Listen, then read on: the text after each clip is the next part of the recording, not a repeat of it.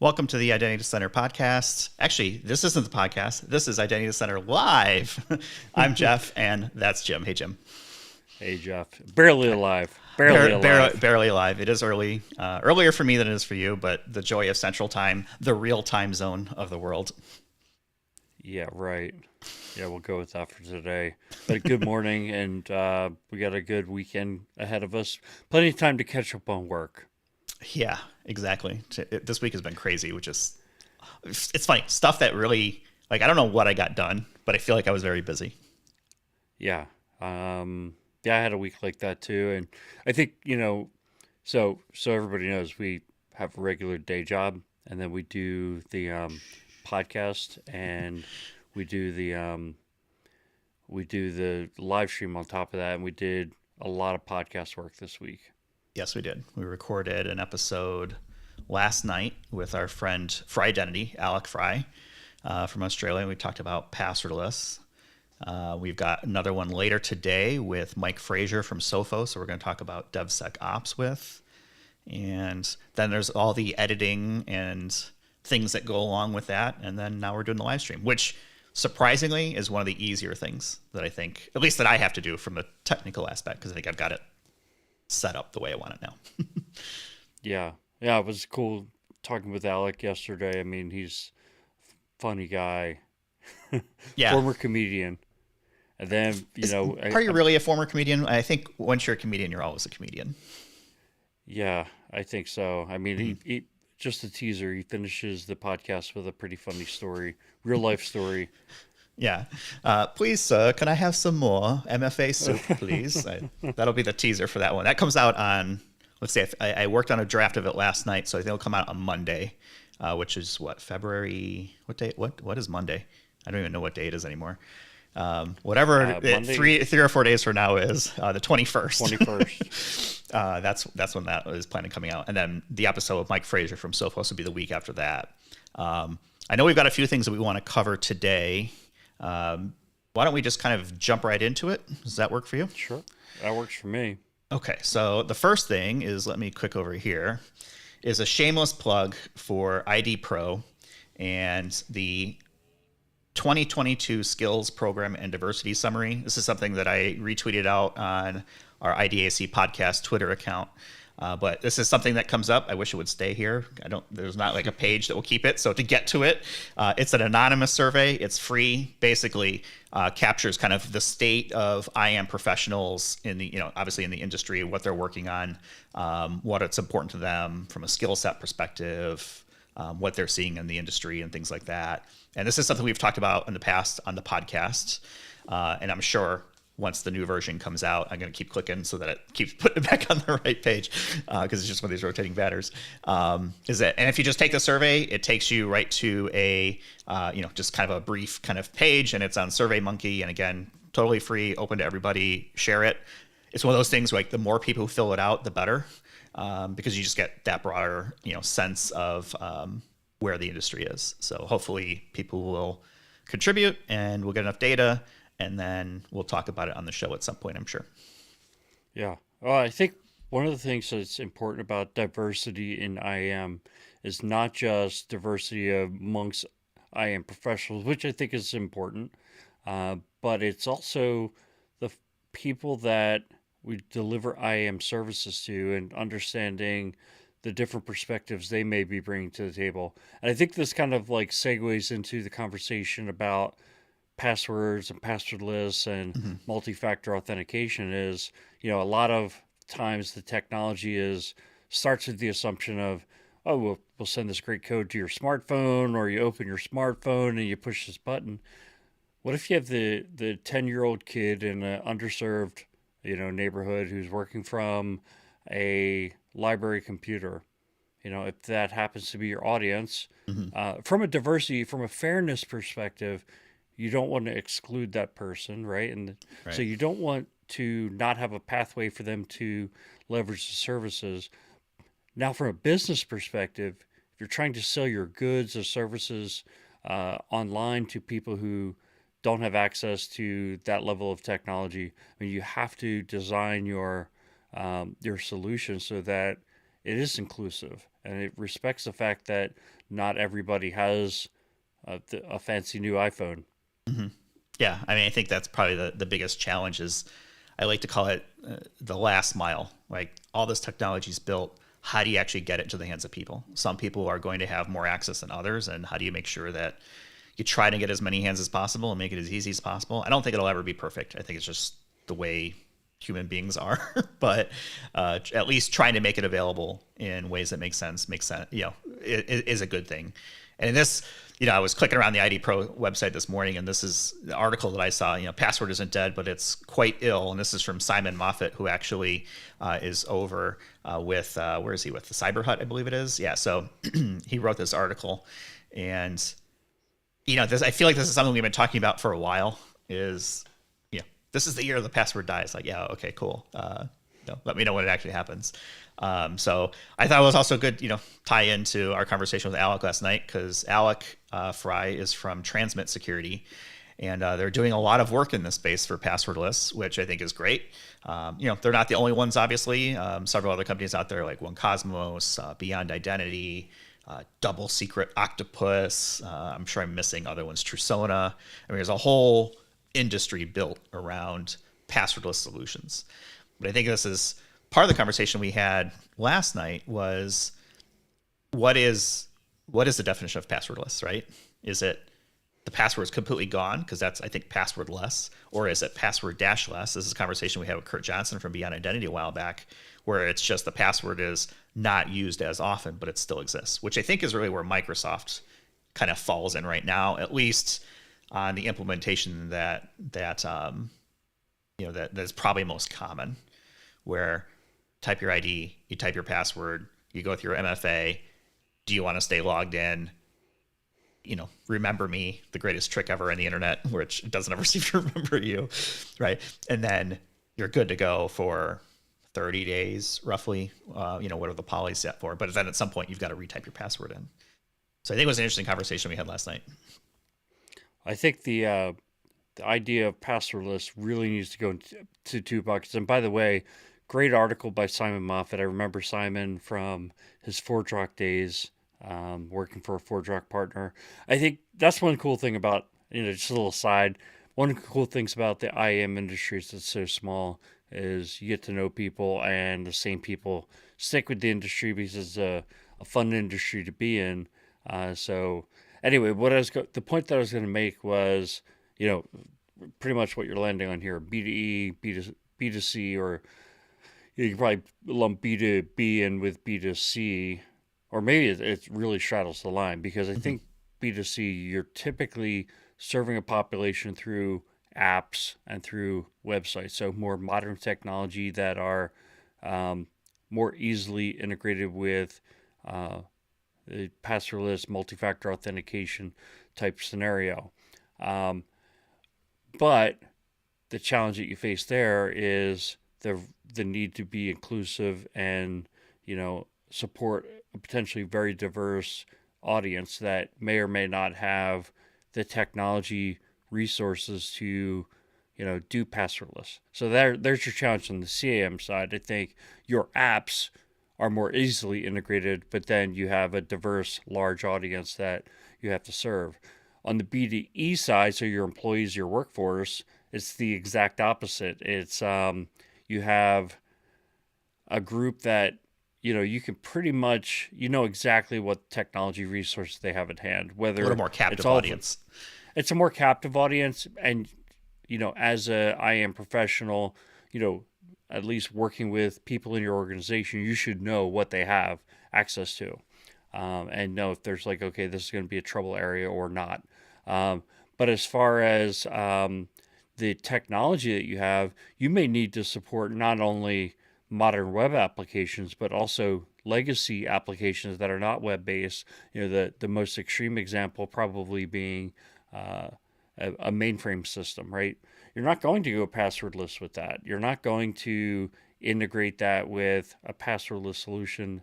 You're not going to build a front end in the web just to get rid of the password. So, that's the counter challenge. And so I think for a password solution, on the B2E side to be successful, it's got to contemplate those scenarios and be able to work with them, be able to have some solution. And one thing that I've seen, I think it was the One Cosmos solution where, and this isn't meant as a plug for their product, but just more to bring out a use case, which was, all right, we've already authenticated you with our passwordless technology.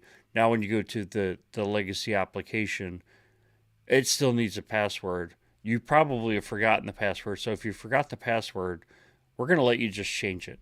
And then you can go log in. But we already know you've been authenticated and everything to the level that we require. So we're going to let you change the password. Yeah, it's pretty interesting use case. I think that's the challenge is what are the use cases? Because one of the things that we talked about with Alec was, okay, how do you get this rolled out in the real world? I personally feel like this is not a big bang approach. Get it where you can and claw and fight your way to passwordless over time as you get there. It does not have to be, I like to use my Sith, right? Only Siths deal in absolutes. So get it out for 2 people, 10 people, 100 people, whatever makes whatever makes sense. But don't stop it just because not everyone can use it. Like, I think there are certain populations that will probably never be in a solution or in a case where it makes sense to put passwordless out for them. But if you can remove the password from the environment completely, that means then there's less to be stolen in a breach. Brandon's asking a question in the chat, which thanks Brandon for checking in here. Let me add it to the channel here so you can see it. How do you guys feel about quantum computing and its effects on password encryption? All right, we're already getting deep. What does identity and access management look like in a post-quantum cryptography landscape? I think this is where I am most concerned about the way certificates and key pairs are calculated and stored. So in the case of a quantum computing, and I am definitely not a quantum computing expert, I had a 45-minute conversation with Roger Grimes at Authenticate 2021 in the hallway in between sessions about this, and he kind of helped articulate kind of what it is, and I feel like I have maybe a 2% understanding of really what this means in the real world, at least for us on the security side. But my feeling is that if you've built a security apparatus, whether it's password or anything else that has key pairs, the chances of quantum computing breaking it are much higher than a normal computer. Now, that sounds scary, but who has actually access to a quantum computer that can do this? And what is the realistic scenario that could happen? I still think we're a ways off. I think this is probably more in the domain of nation states who do have the resources that can, build a supercomputer. CIA, FBI, name it. Any kind of spy agency out there has probably started to look at this.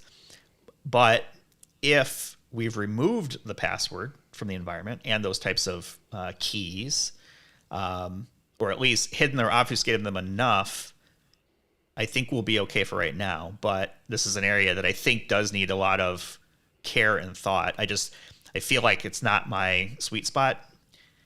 What do you think about that? And then we can kind of go on from there. Yeah, so I think it's a great question by Brendan. When you look at the new NIST guidelines around password, it's less emphasis on password rotation, less emphasis on password complexity, more emphasis on password length. And what that really comes down to is that if you had a dump of the password hashes, how long would it take you to guess the password, right? And so if it was like, if you had a 8-character password, maybe it was a 6-character password, it was like 15 hours. It might have been really going from 6 to 8 doesn't make that much of a difference. That's based on current computing technology. If you were to go from 8 to 20, it went somewhere from whatever it was, a couple days to like 32 trillion years based on current technology, right? So now the human's ability to remember a 20-character password is not great, right? And that's Even what we've talked about. Password. Even a 4-character password, that's the truth, right? But, passphrases can help with that. And eliminating complexity as a variable, right? You don't have to use all these special characters and things like that. You can just type out a sentence, and you're going to have to use some filters, right, to make it that it's not easily guessable, or easily something that's reused very often. But that extremely extends uh, the time it takes to use a random password generator to break that. Uh, and so long passwords help, but I think the idea with quantum computing is not current computing standards, right? So what's 32 trillion years is going to be shrunk down drastically. And I don't Yeah. know what the answer is. Does it go from 32 trillion years to 32 minutes? I don't know. Um, but I mean, I guess that's the risk. I would think, though, with a passwordless technology, there's some kind of key in the background, some kind of private key that gets generated, right? And so if you can make that private key 256 bits, something like that, or extremely long, Yeah. that would take that much longer to kind of break that password. I So think it, yeah, it's beyond my field of expertise, but that's kind of my thoughts on it. this is such a good question. This is actually something I thought about when I was talking with Roger, is maybe we should get Roger back on the show and do a quantum computing IAM thing show, whatever we come up around that. Because I think this is the question, is like, okay, the way quantum computing is so different than the way, quote unquote, normal computing works. It's a probability engine at the end of the day. So what it's doing is calculating the probability that, they're solving for X via probability. So if you're using patterns, for example, in your passwords, which no one ever does, right? It's never the year or the month or the season or anything like that. I feel like those types of scenarios are probably going to be trivial if they aren't already. The more entropy that you can add to these secrets, whether it's key pair, a password, whatever it might be, right? Even just a hashed value, if you salt it with enough entropy, and even in that, to be able to kind of break it from a normal pattern, will be helpful. The problem is a lot of these things that are developing those patterns are computers, which means there is a pattern to it. It's very much the random number problem in computers is it's difficult to come up with a truly random number because every computer is calculating it based off of some program, which is, or coding, which is a set of rules and a set of orders. So it's one of the interesting things. But yeah, Brandon, that's a good one. I'm already going to nominate you as a viewer of the day with that hard question, but I love it. So I'm glad you're able to bring that to us. Why don't we flip back over? I think we were talking about passwordless. I think we kind of beat that one pretty good. Check out our podcast on Monday, 21st with Alec on that one. The next one that we wanted to talk through was DevSecops. So we've got a conversation later today with Mike Frazier from Sophos, and he does a lot of work in this space. And I thought this was interesting just from a timely perspective, something that I saw on Security Boulevard yesterday. It was kind of like, oh, okay, kind of doing research before we have a conversation today about sort of the myths of DevSecOps. I think it's a word we hear a lot, and I'm looking forward to having Mike kind of explain it much better than I can, as an expert in that area. But what are your thoughts around some of these myths that are out there about, okay, well, it's only cloud, or I've heard this one before, rebranding your old security tools with a new name. It's definitely not that, because I think we talk about DevSecOps versus kind of traditional AppSec or AppDev, whatever we want to call it. But it's interesting. Yeah, for me, DevSecOps is about, there's whether you want to call it infrastructure as a code or just simply the automation of infrastructure deployment. When you're going through a process like that, you have a lot of requirements to have access accounts. So, what account is this process going to run under? And anytime you're dealing with accounts, the question becomes, okay, well, what's the life cycle of that account? How's it authenticating? Things like that. And so you want to do all those things in a secure way. And so, I I learned a lot about DevSecops from HashiCorp's website, some of the videos that they posted either on their website or YouTube. So I think if people want to educate themselves on DevSecops, that's a good place to start. Um, One of the things we're planning on exploring with Mike today is we'll start at like a 101 level. What is DevSecOps? Because I think, what's IAM practitioners can be coming into IAM from different areas, whether it's their business people that ended up, or InfoSec people from another area, or project managers, or however you end, or coming from the operations side into IAM. All those folks can be successful, and then they each come with this is the area I'm really expert in, but that only makes up part of the pie. So you may come into IAM and not really understand how applications are developed, how infrastructure is deployed. And so this is an area that, it makes sense to get up to speed on. One of those myths that's listed there is that it's, about cloud native only. So the thought that, oh, we never had to worry about DevSecOps because it was something in AWS. Well, now it's coming on. That's not really true, right? I think where the DevSecOps ties back to is, again, the automation. So if you're using like a Chef, a Puppet, Docker, Kubernetes, like all those systems really are designed to make the automation of deployment or building up your capacity in an automated fashion. And all that requires access. And so you have to have good processes around managing those accounts. And so we'll explore that with Mike, as well as, one of the questions that I want to ask, because I find that our clients are in this boat a lot, is that the developers spotted the need for this long before the IAM team did. And so they kind of said, all right, well, we have this AWS account and we're going to use Kubernetes and we're going to spin up this application, or we're going to roll out our infrastructure in kind of an automated fashion, infrastructure as code.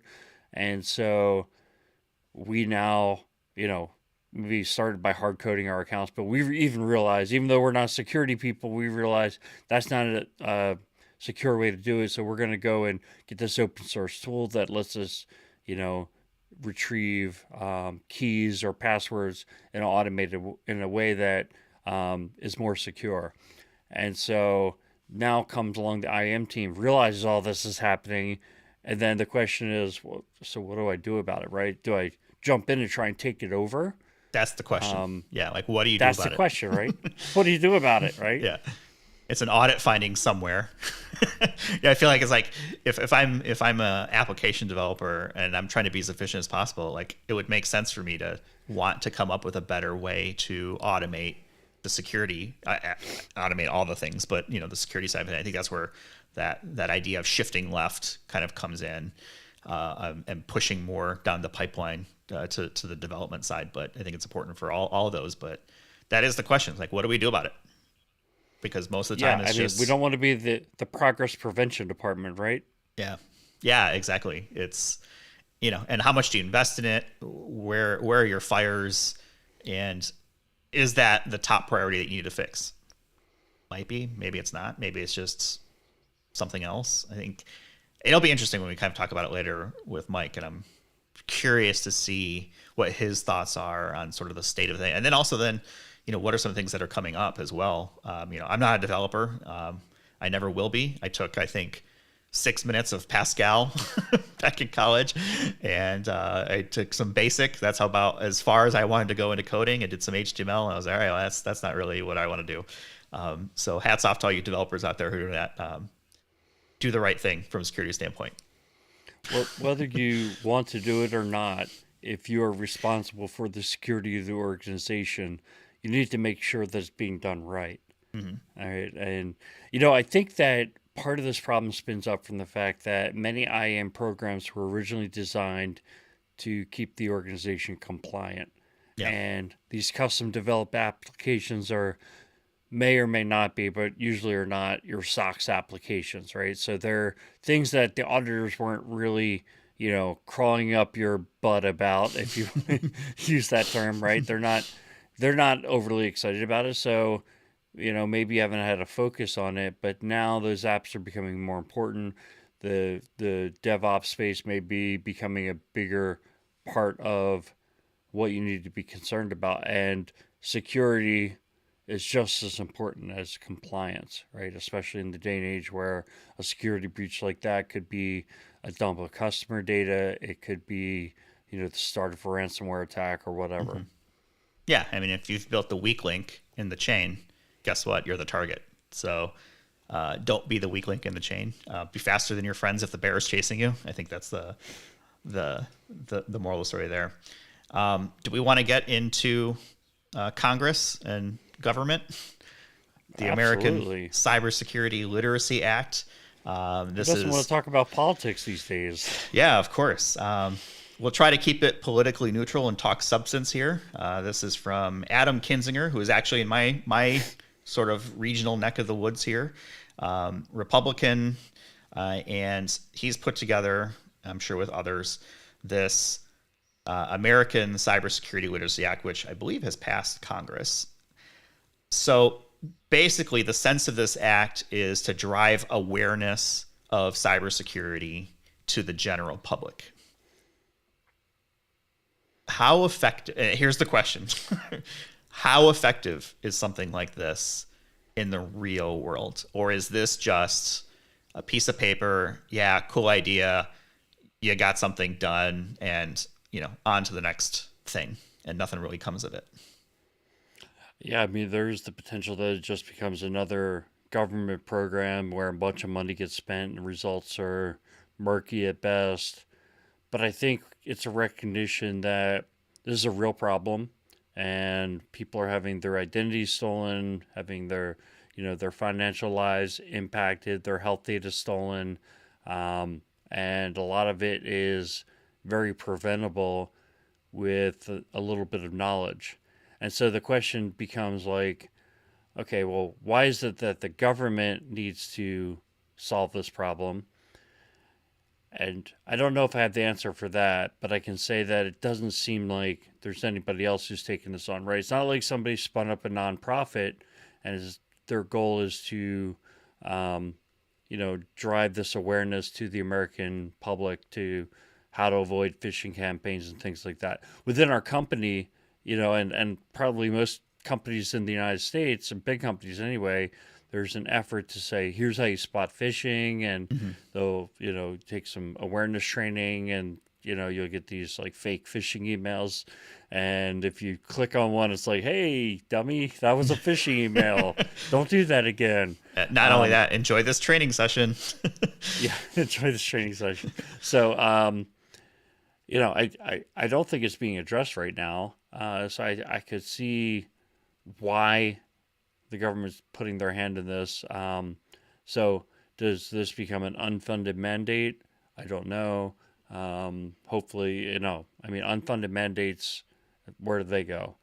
If it's something that needs to be funded, I don't know how much money is being spent on it and whether or not the value will come out of it. But I mean, when I read through the act, I think these are things that people need to know about. Somebody needs to kind of take this on.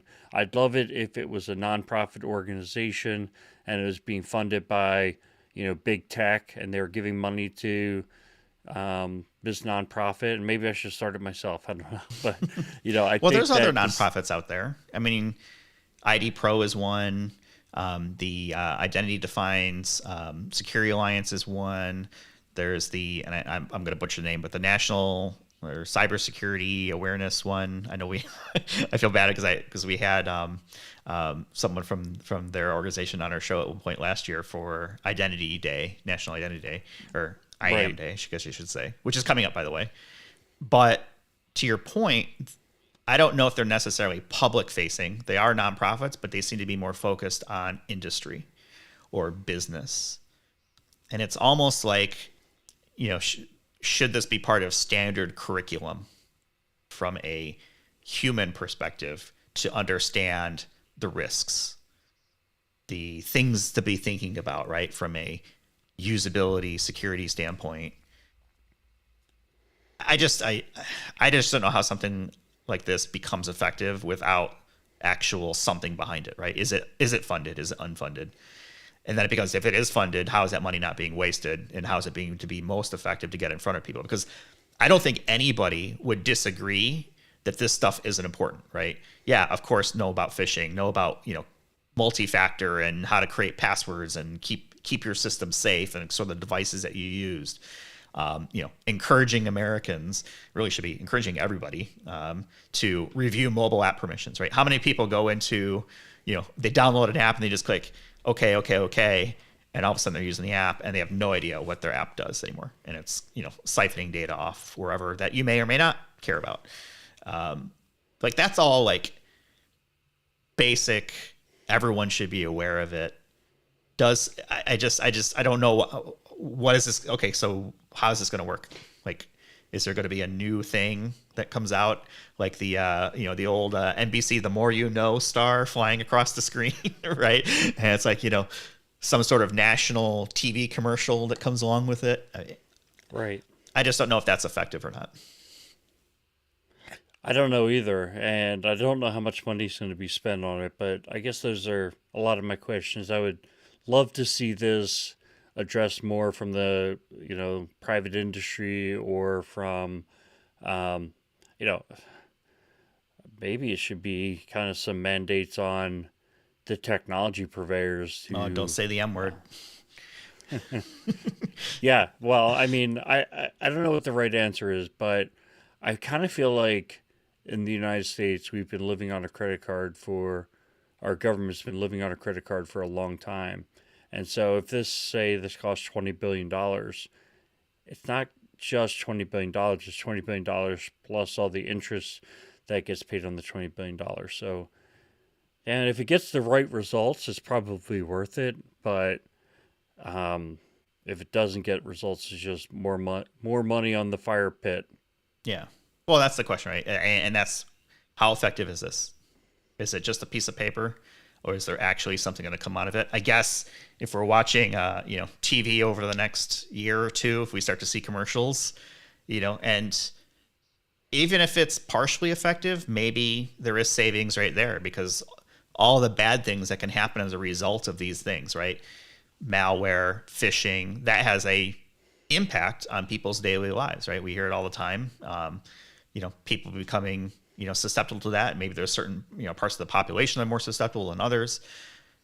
If it helps people, sure, great, get the awareness out there. I don't think we're the audience for this, first of all, right? We know this stuff. But, Yeah. For the people who don't know it, if they start to hear it and it's coming from, genuine, trustworthy kind of places, and, that's good, right? And I guess it helps the awareness of it.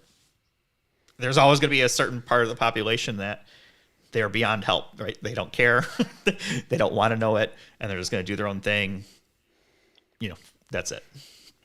I saw recently that the NIST has been refunded, or, renewed the funding for NIST.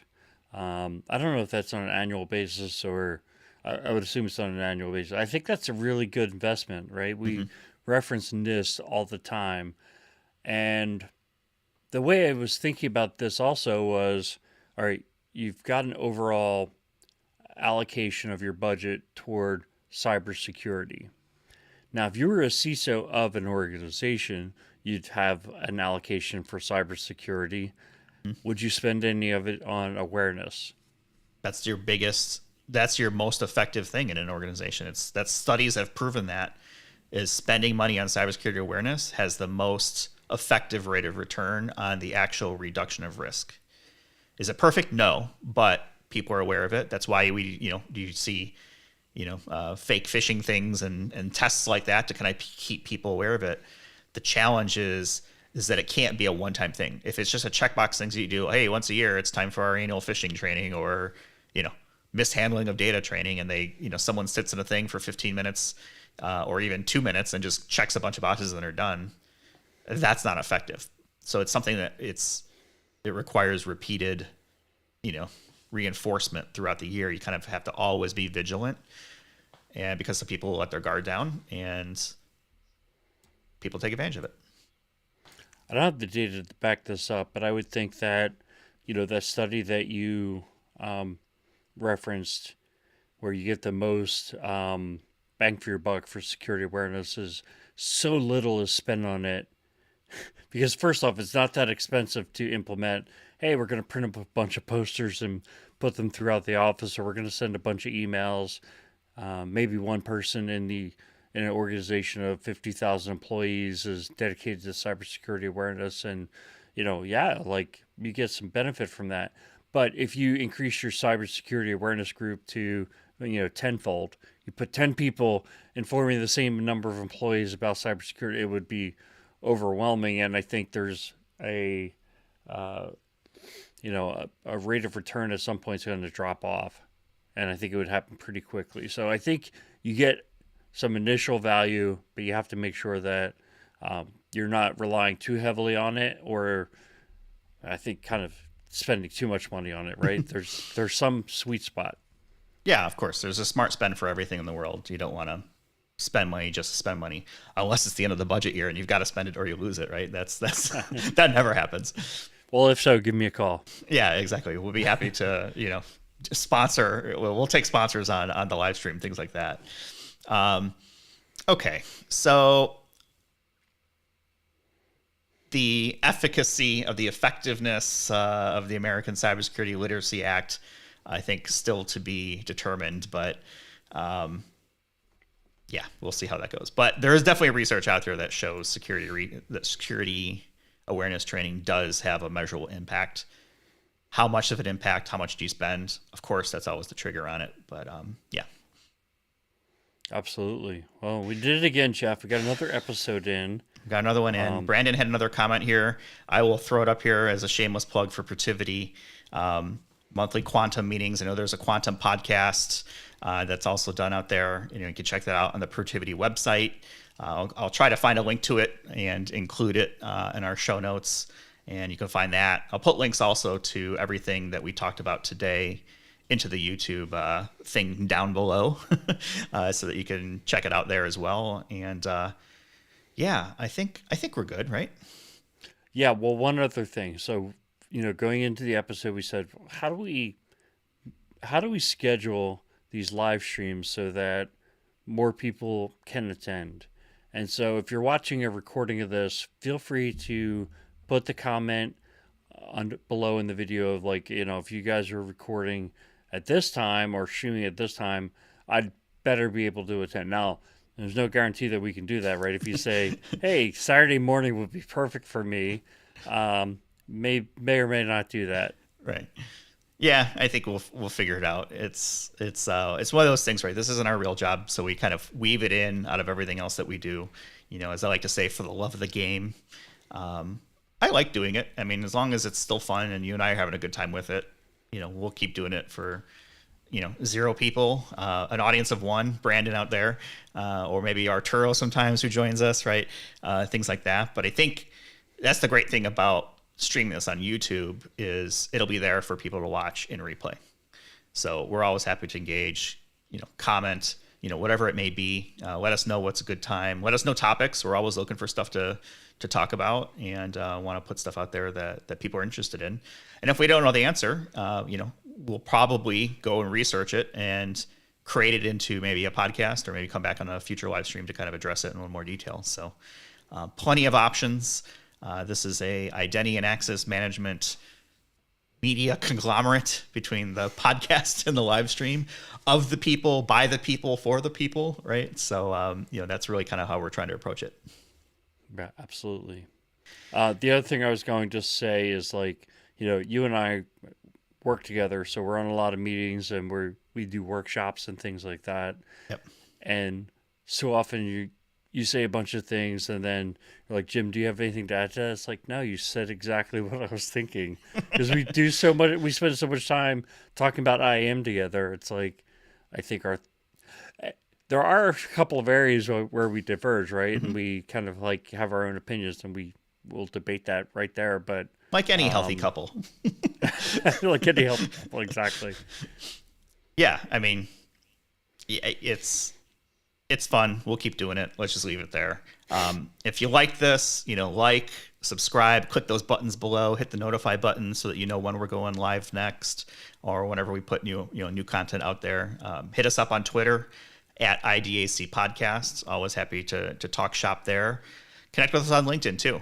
We have a lot of folks who just reach out to us directly, and they're fans of the show, and they give us feedback, things they like, don't like. We read it all, we take it all, and we try to accommodate as best as we can for everything and make sure that we're making the right adjustments. So I think with that, we'll go ahead and sign off for this week.